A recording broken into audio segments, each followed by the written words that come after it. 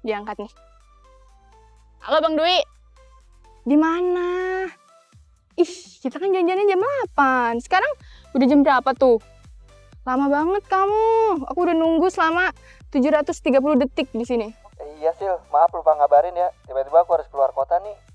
Jadi nggak bisa ke sana. Tapi tenang.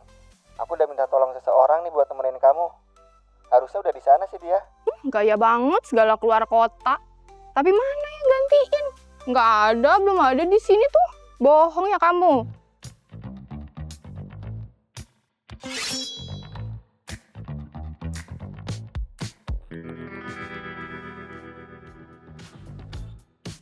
Hey, aku yang gantiin Bang Dwi nih. Oh, kamu yang gantiin Bang Dwi. Ini sih aku udah kenal, tapi pasti teman-teman SKRD belum kenal nih. Ayo kenalan.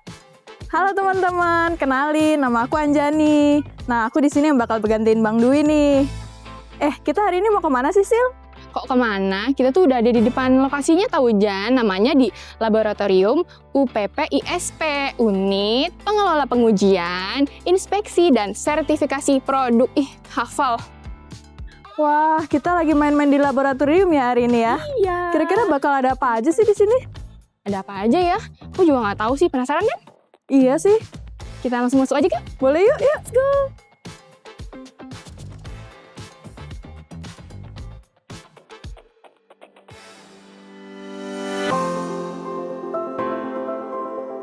UPP-ISP berdiri sejak tahun 1971. Dulunya bernama Balai Tekstil dan Balai Kerajinan Jakarta yang sesuai dengan SK Gubernur Provinsi DKI Jakarta nomor 1185 tahun 1971 dan nomor 1184 1971. Pada tahun 2001, Balai Tekstil dan Balai Kerajinan ini ditetapkan sebagai unit pelaksana teknis untuk menerapkan otonomi daerah. Pada tahun 2010, Balai Tekstil dan Balai Kerajinan ini berubah nama menjadi Unit Industri Tekstil dan Unit Industri Kerajinan. Lalu pada tahun 2014, adanya penggabungan menjadi UIKT, Unit Industri Kerajinan dan Tekstil Provinsi DKI Jakarta. Lalu di tahun 2021, lebih panjang lagi namanya, nomenklaturnya yaitu Unit Pengelola Pengujian Inspeksi Sertifikasi Produk PPK UKM Provinsi DKI Jakarta. Di UPP-ISP cukup banyak untuk layanan pengujian dan sertifikasinya. Ruang lingkupnya adalah produk tekstil. Itu meliputi kain, selimut, handuk, mantel, kemudian batik. Ada juga produk kerajinan yang meliputi sepatu pengaman, sepatu PDH, sepatu PDL, sepatu olahraga, logam, kulit asli maupun sintetis. Ada juga produk mainan anak. Suatu produk atau barang usaha gitu ya perlu dilakukan pengujian dan sertifikasi sebelum beredar di masyarakat. Tentunya ini terkait dengan keselamatan dan kepercayaan publik terhadap kualitas dan mutu produk, dan ini merupakan tanggung jawab produsen kepada masyarakat. Banyak sekali manfaatnya apabila produk tersebut dilakukan pengujian dan sertifikasi.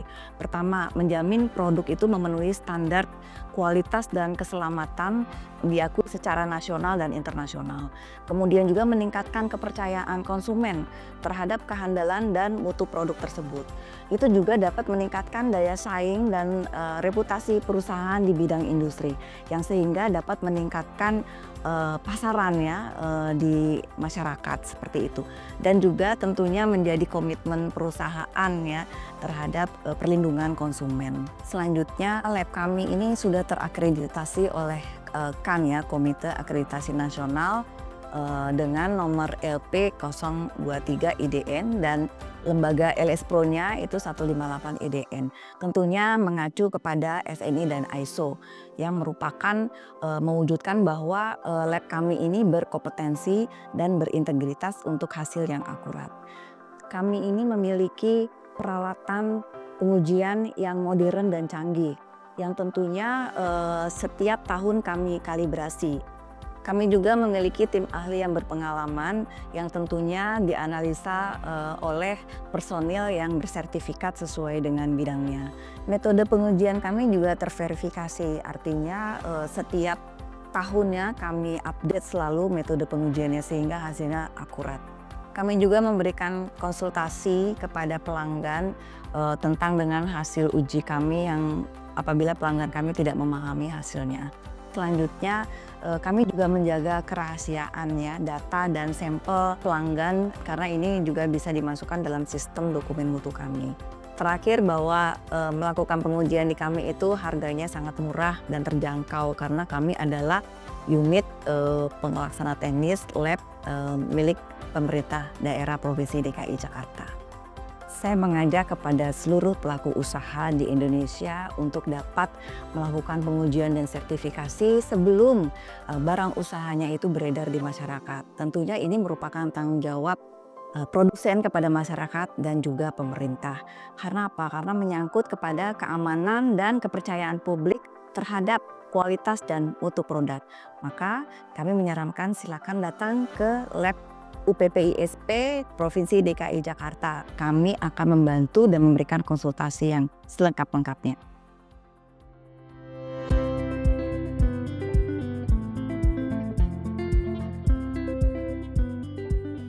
Teman-teman, mumpung Bang Dwi nggak ada, aku mau gantiin dia buat nanya-nanya seseorang yang tahu banget lab ini. Yuk kita cari. Nah teman-teman, sekarang aku sudah bersama dengan seseorang yang tadi kita cari-cari. Halo Bu, perkenalkan nama saya Prisil. Halo Bu Prisli. Ya, kami izin nih Bu untuk kenal lebih dekat dengan laboratorium ini ya. Baik. Nah, mungkin sebelumnya Ibu bisa perkenalkan nama dan sebagai apa sih Ibu di lab ini? Baik. Halo, perkenalkan saya dengan Evi. Di sini saya sebagai Kasatpol Pengujian dan Inspeksi. Gitu, Mbak Prisli. Oke, gini Bu, jadi Gimana, di laboratorium ini selain ada pelayanan pengujian ya Bu ya, ada pelayanan apa lagi sih? Selain ada pengujian, kami juga ada sertifikasi itu, Mbak Prisli itu. Penting itu sama-sama memiliki peran yang penting untuk perlindungan konsumen. Seperti itu, Mbak Prisli. Oke, jadi selain ada pengujian juga ada sertifikasi. Iya, benar sekali. Bedanya apa sih tuh Bu? Nah, bedanya mungkin secara garis besarnya aja ya Mbak Prisli ya. Kalau sertifikasi itu tuh adalah sebagai pernyataan kesesuaian bahwa suatu produk itu sesuai dengan SNI. SNI itu adalah Standar Nasional Indonesia. Oke, jadi tahu deh bedanya. Untuk masing-masing prosedurnya itu seperti apa tuh Bu, dari awal mungkin sebelum dibawa barangnya sampai nanti keluar hasilnya gitu gimana Bu?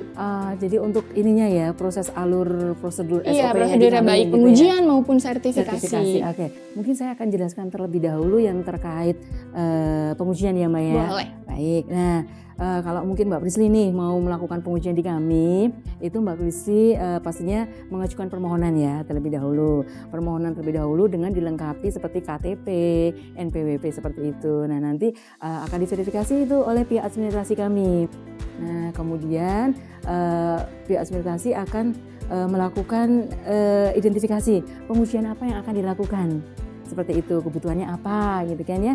Kemudian akan dilakukan perhitungan mungkin SKRD ya istilahnya ya Mbak ya, retribusinya itu berapa seperti itu. Nah setelah nanti dari Mbak Prislinya selaku pelanggan itu sudah setuju dengan nilainya dan parameter-parameter ujinya yang dibutuhkan sudah sesuai, nah itu dari tim pelayanan laboratorium UPIS mengeluarkan namanya SKRD seperti itu. Kemudian Mbak Prisli melakukan pembayarannya. Setelah melakukan pembayaran baru lab kami melakukan pengujiannya. Oh gitu. Ya, melakukan pengujian, kemudian akan keluar itu terbit namanya laporan hasil uji. Seperti itu, atau itu istilahnya seperti sertifikat hasil ujinya gitu Mbak. Nah itu keluar itu kalau di kami 3 hingga 10 hari tergantung dari parameternya Mbak Prisli yang ajukan. Ya, selain itu juga bisa sehari Mbak. Kami juga ada pelayanan yang one day service kalau untuk pengujiannya. Seperti itu. Ya, itu kalau untuk pengujian ya Mbak Prisli ya. Nah kalau untuk sertifikasi sebenarnya sama prosedurnya seperti yang pengujian. Namun kalau sertifikasi ada namanya tahapan audit kecukupan. Karena dokumen yang harus Mbak Prisli bawa untuk permohonan itu lebih lengkap. Oh lebih banyak lagi? Lebih lengkap lagi, karena kalau sertifikasi itu yang dilakukan audit tidak hanya produknya. Kalau pengujian itu hanya produknya tuh Mbak Prisli. Oke. Kalau sertifikasi itu dari perusahaan, dari industrinya yang memproduksi itu juga yang dilakukan audit gitu. Jadi dari nanti legalitasnya Mbak Prisly itu nanti akan diverifikasi oleh tim kami, kemudian dari dokumen-dokumen kecukupan ISO-nya itu juga akan diaudit. Nah bedanya di tahapan sebelum pembayaran dilakukan audit kecukupan terlebih dahulu. Oke, jadi lebih rinci gitu Lebih ya. rinci kalau sertifikasi, karena memang sertifikasi ini kami Mbak Prisly ya, UPIPIS ini hanya mengeluarkan pernyataan kesesuaian yang nantinya pernyataan kesesuaian ini sebagai acuan kementerian untuk mengeluarkan SPPT SNI. Nah Mbak Prisly tahu nggak SPPT SNI itu yang seperti apa? Belum lagi Bu. Contohnya kayak gini, kalau Mbak Prisly beli pakaian bayi, Oke. biasanya tuh kan ada logo tuh yang di dalamnya gitu ya. Oh, yang Ada agak yang tulisan- putih itu. Ya, di situ ada tulisan SPPT SNI, di situ ada kodenya LS Pro sekian-sekian. Nah, itu menunjukkan bahwa pakaian bayi yang Mbak Prisly beli itu sudah tersertifikasi, sudah sesuai dengan standar. Intinya itu aman gitu loh digunakan untuk mungkin adik-adik atau saudara-saudara. Karena untuk bayi kan sangat-sangat Rentan. riskan gitu ya Bu. Rentan banget. Nah nih Bu, untuk misalkan masyarakat sebagai pelaku usaha atau Ya. aku deh nih pengen melakukan pengujian di sini, Hmm. itu hari dan jam operasionalnya di lab ini seperti apa? Nah, baik, kalau jam operasionalnya kami itu pelayanannya dari hari Senin sampai dengan Jumat, Mbak. Oke. Senin sampai Jumat, kemudian jamnya itu jam 7.30 sampai jam 4 kalau untuk hari Senin dan Kamis. Senin Kamis. Ya, tapi ada istirahatnya Mbak Prisly ya. Oh iya, 1 jam berapa jam dari jam 12 sampai jam 1. Oke. Nah, kalau untuk hari Jumat memang berbeda istirahatnya karena memang ada tambahan ya waktu untuk ibadah itu dari jam setengah 12, dari jam setengah 12 sampai jam 1. Buat Jumatan ya Bu Iya, ya.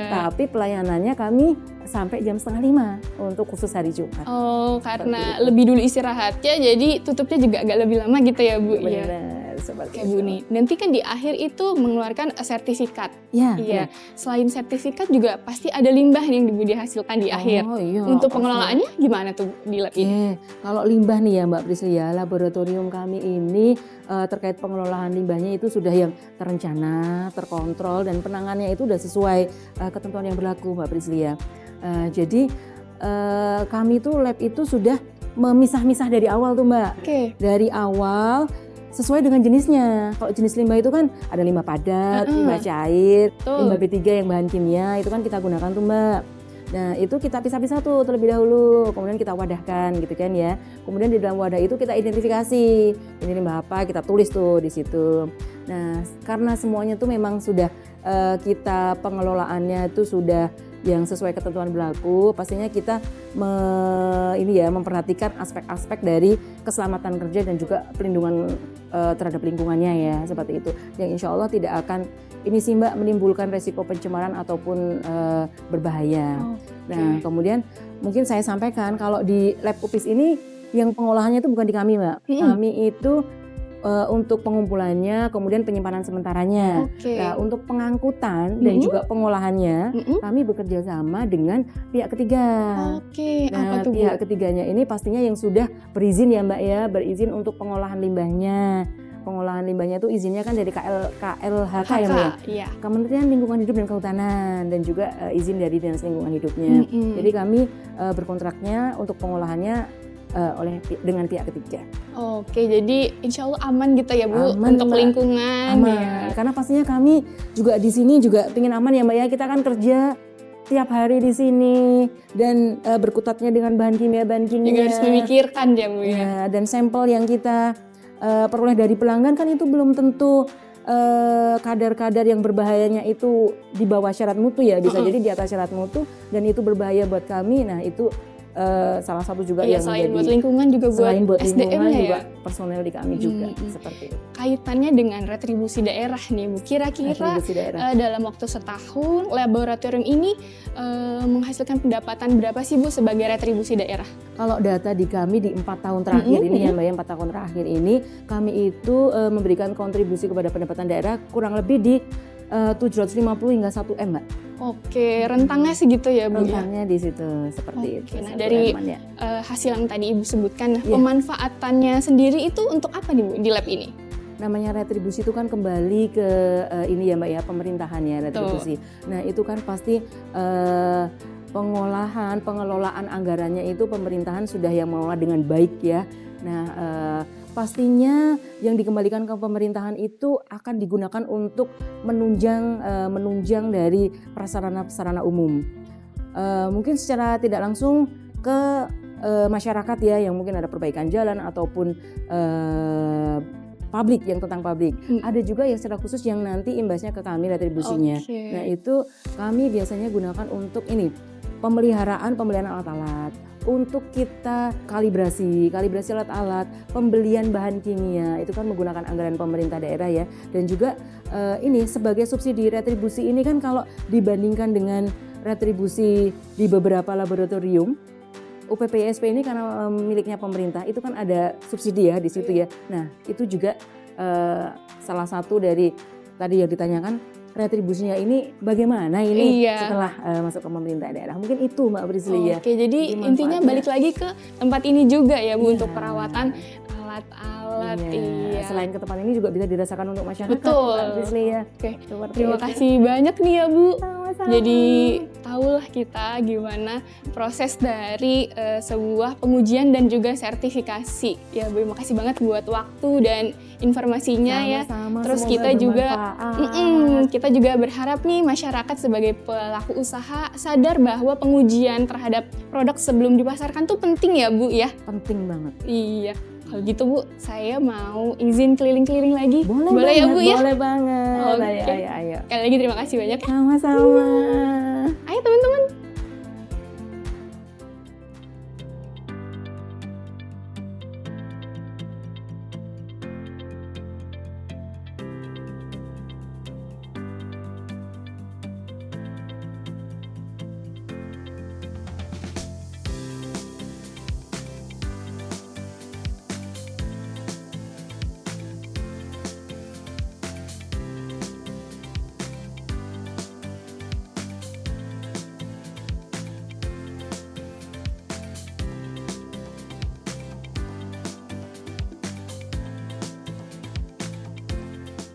Nah, teman-teman, sebetulnya gimana sih tanggapan masyarakat yang pernah menguji barang usahanya di laboratorium ini?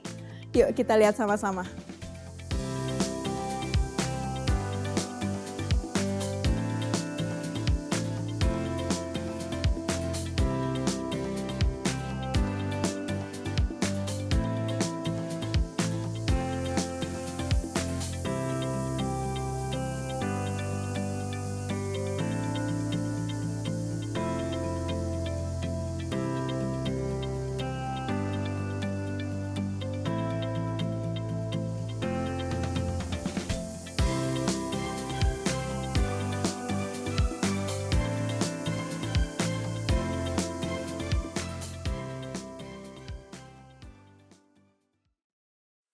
Gimana Jan? Pengalaman baru kan keliling-keliling laboratorium? Iya bener banget, aku juga baru kali ini loh keliling-keliling laboratorium, main-main seru banget. Dan ternyata banyak banget loh pengetahuan baru yang bisa kita dapetin di sini. Khususnya soal pengujian barang, dan itu penting banget sih barang itu diuji sebelum sampai ke masyarakat. Bener banget Jan, harapannya nih ya Jan, bagi masyarakat sebagai pelaku usaha makin sadar gitu kalau produknya tuh harus diuji dulu sebelum dipasarkan ke masyarakat. Karena kan nanti barangnya atau produknya jadi lebih aman, terus nanti pembelinya jadi trust gitu ya kan Jan? Bener banget sih. Oh iya Jan, cerita kita di laboratorium gak berhenti sampai sini, karena sebenarnya di sisi lain dari gedung ini juga ada laboratorium lain. Oh iya, baru tahu aku. Tapi sekarang udah sore, tutup gak sih? Kayaknya sih nggak cukup ya kalau kita Iya. keliling hari ini. Besok aja kali ya? Boleh deh, besok kita main-main ke sini lagi dan kita samperin laboratorium yang satunya lagi. Iya bener. Nah teman-teman, buat teman-teman nih yang punya saran, rekomendasi, atau mau request tempat bersejarah atau laboratorium lain yang pingin kita kunjungi, itu komen aja nih di bawah atau melalui sosmed kita, Humas Pajak Jakarta.